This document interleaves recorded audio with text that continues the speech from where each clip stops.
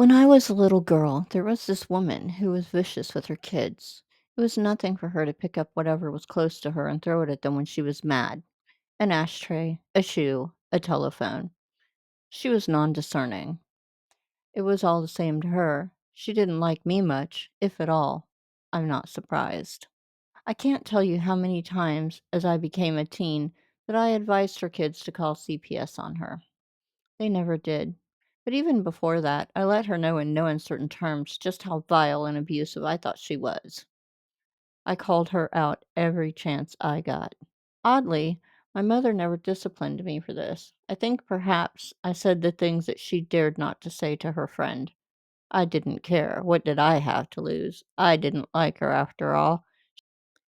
She was hideous to her kids, and that spoke volumes to my 11-year-old self. I didn't understand then, and I still don't understand how it was ever true that child abuse was okay. But when I was small, it seems that for time immemorial it had been so. It was okay for men to be abusive to anyone they so chose, as all were considered their property, even other men. Thank goodness the legality of that has changed. That's not the same as saying that it still doesn't happen, mind you. But I digress. I had called this woman out more than once for the way that she treated her kids.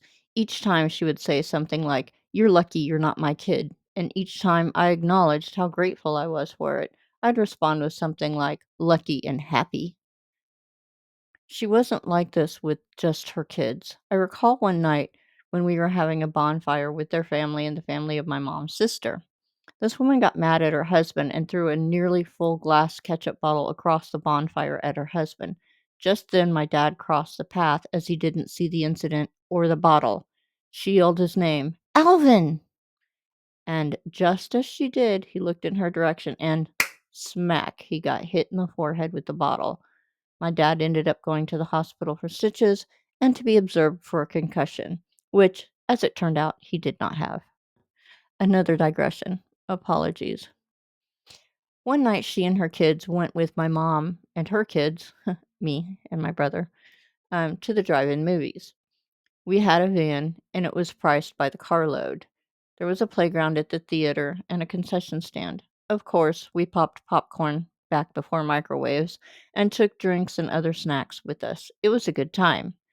Because it was the height of summer, it got dark later in the evening. Also, it was a double feature, so the movies ended pretty late.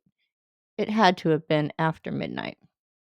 As we were driving home, we noticed that there was a woman by the main road, small town, not a big deal, chasing her kid around with a belt.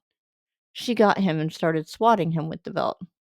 From where I was sitting between the two front seats, in which my mom and her friend were sitting, those were the only two seats in the van, no seatbelt laws back then. The woman had the gall, the nerve, to comment on the scene.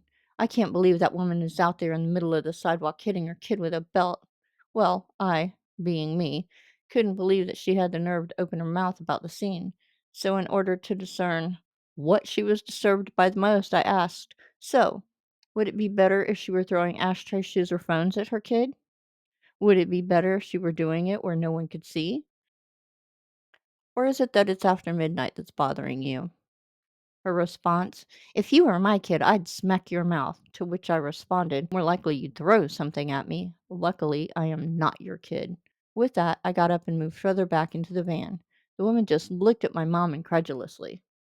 "Aren't you going to do anything about that?" My mom didn't respond. She just kept driving.